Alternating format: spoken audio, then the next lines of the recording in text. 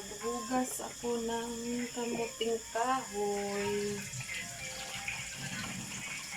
Inuwitin ko lang ito para mamaya ko na isain.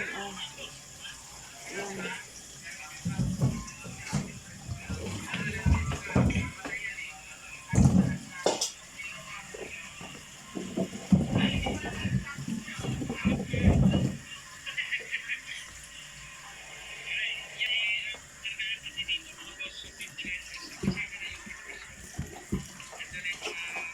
Kumain ba kayo ng kamuting kahoy?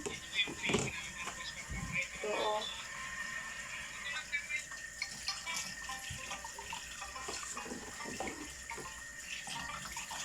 Iwasan ko muna.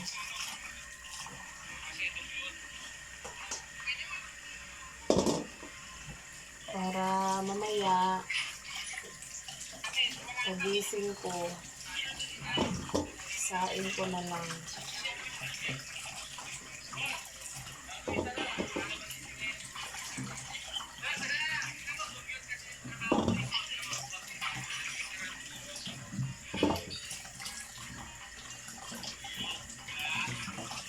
Lagyan ko to ng gata, guys. Itong kamuting kahoy. Gataan ko siya para masarap. Dalhin ko bukas sa simbahan namin. Kasi lapis namin bukas sa simbahan namin. Kaya magdala kami na kahit ano-ano ang aming madala doon. Isa't isa. Merong madala o wala. Okay lang yun.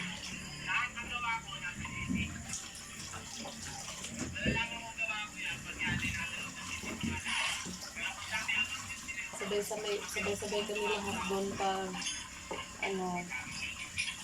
sabay kami kumain pag tanghalian pagkatapos ng simba namin bukas. Kasi pag first Sunday of the month, yan kasi ang namin, tinawag namin love feast. Kaya pag love feast, yung first Sunday of the month, magdala kami ng kahit anong pagkain.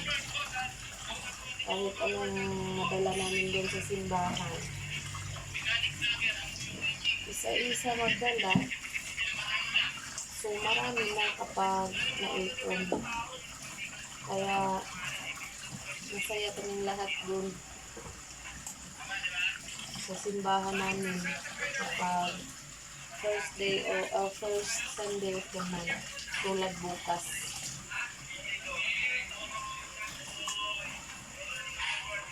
Prepare ko lang siya ngayon para bukas diretso ko na lang siya isain kasi lagyan ko pa ito ng gata. Buhain ko muna guys.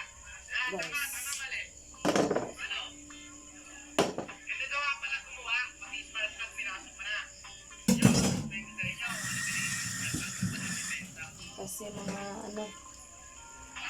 malaki pa yung iba. Kaya hatiin ko na lang siya. Ayan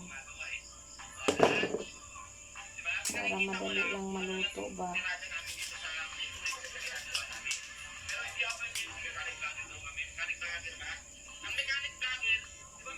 Dali lang to guys. Pero parang inaantok na ako. Pero hindi ko to matapos guys kasi bukas malate ako sa oras. Dami pang gawain pag umaga. Kaya tapusin ko muna ito ngayon.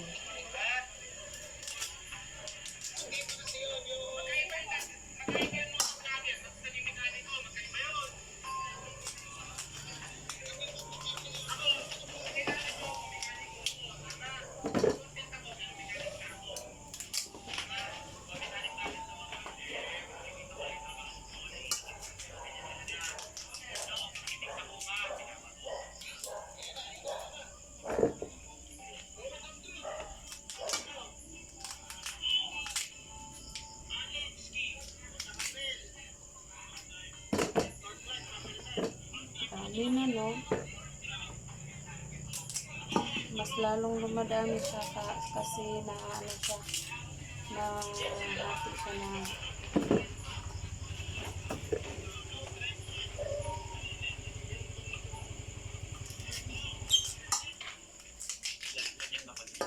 Sa training na halata naman ng isang magaling na boxing trainer si Jason Casimero ang kita-kita dito sa magdala ng makas. Kita din naman ang paano pinalipan ni John Riel Casimero ang Pulong Sanchez. Ayon naman sa bata nitong Emperor Promotion na kung si Carl Hammond ano nga ako guys ni eh. John Riel Casimero ang panigurado ng isang round ng gawang pinatagalan ni John Riel Casimero sa mga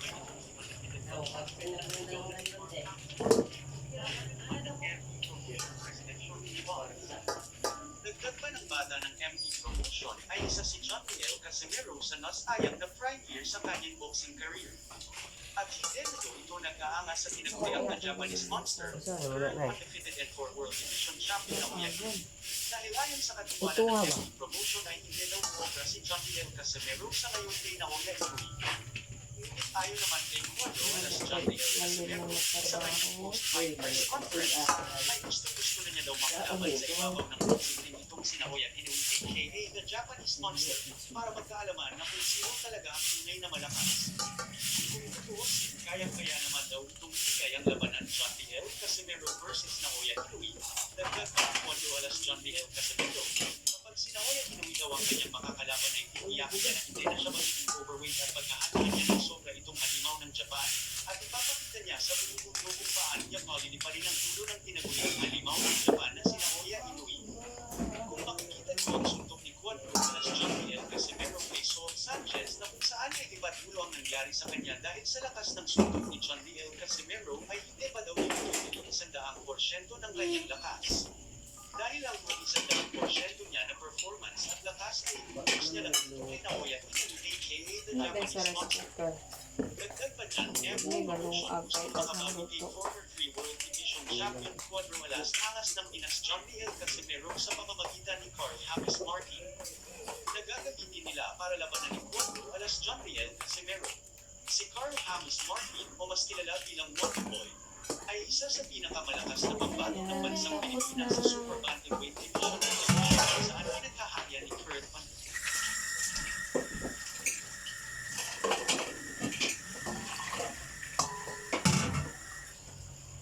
Yes na guys, pwede na tayong matulog. Inutok na talaga ako. Si Carl Hamis Martin ay isa din itong